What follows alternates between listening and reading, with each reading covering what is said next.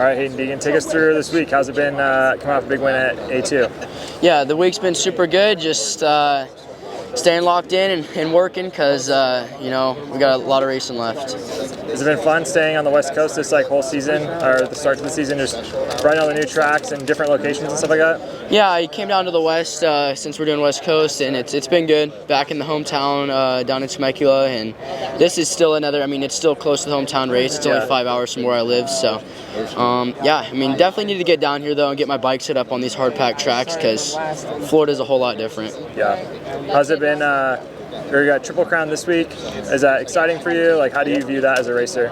Yeah, Triple Crown it's exciting. I like Triple Crowns. It's pretty fun. You get 3 chances to make some pretty wild races. So, and that's what I don't know, maybe might need that right now before we go on a break. Switch the points up a little bit, see what happens.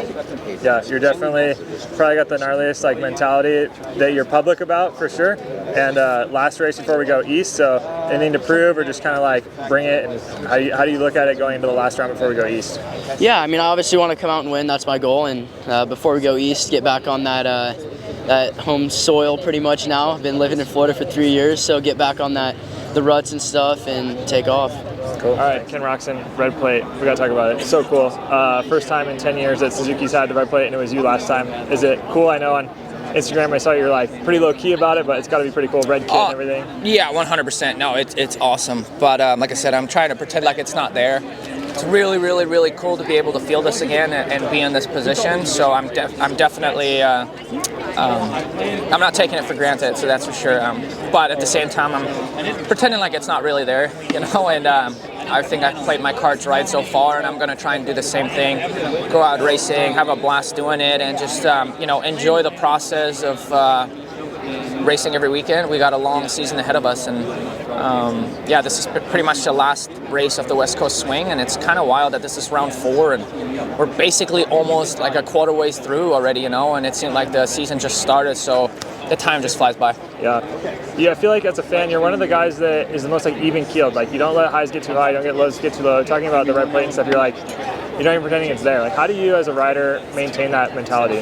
Well, I don't know. Obviously, I think I've just gotten better at it as the year went on. Your mindset from the mid-20s to now it's a lot different, and but it's a lot more sustainable for me now. And it's constant work. It's a work in progress all the time.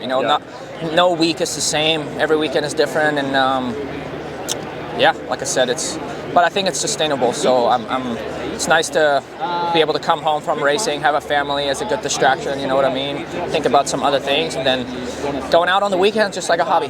That's cool. You always do pretty good at Glendale. Any thing you feel different when you come here? The dirt's a little different. I heard you talk in the press conference last week about the track you grew up riding is similar to kind of like this.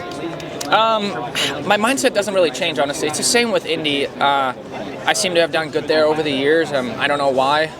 The two most opposite track conditions. I know, no, totally, but I don't go to those races thinking this is my spot. I just try to be pretty neutral and treat every race the same because things can happen. But most importantly, your focus has to be on par and your enthusiasm when it comes to riding. So, all right, what's up, Juju?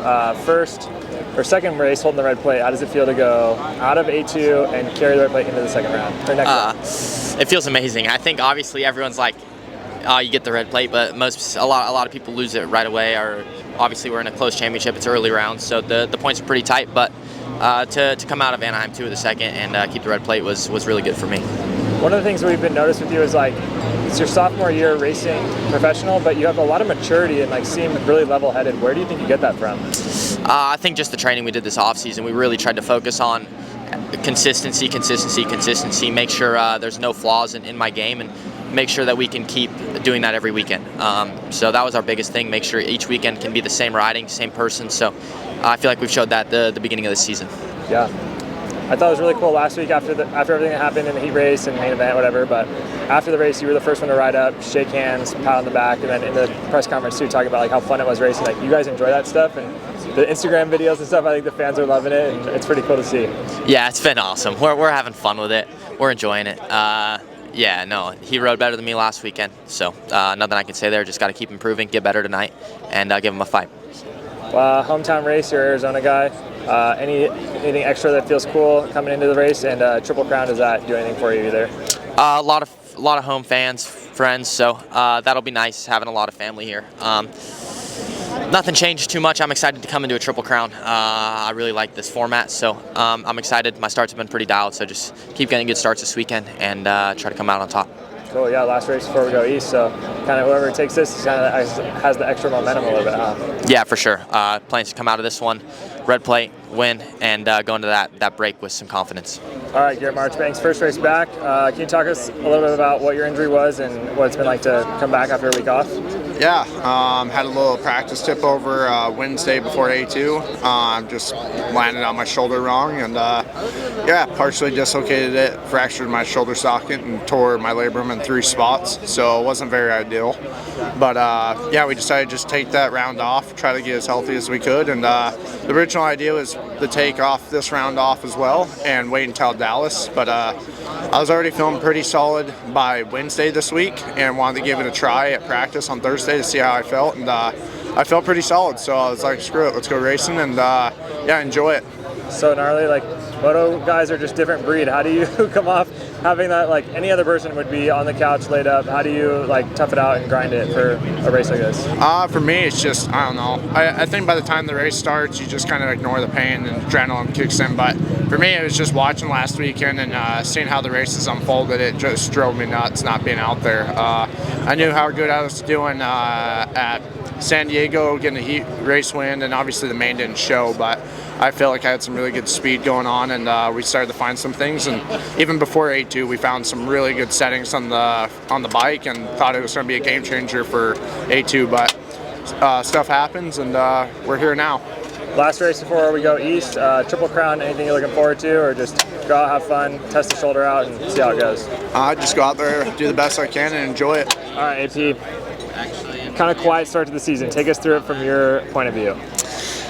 My point of view, let's hear from you yourself. yeah, man, I've made some mistakes, and they're on me.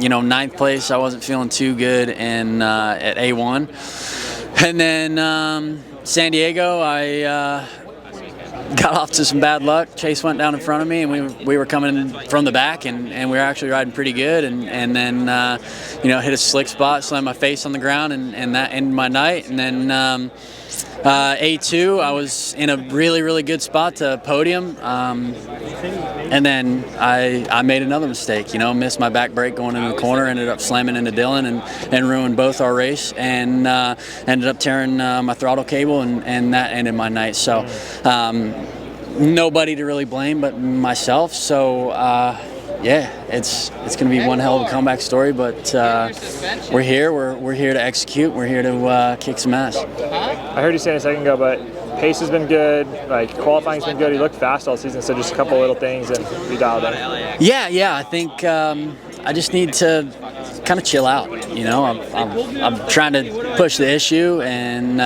that's kind of not been my case in the last couple of years. So I just need to kind of calm down, let the races, let the tracks come to me, and yeah, I think we'll be good. A couple good starts and a couple sprint laps, we'll end up front for sure. What do you think about Triple Crown and being on the hard pack dirt out here? Last race of West Coast, really.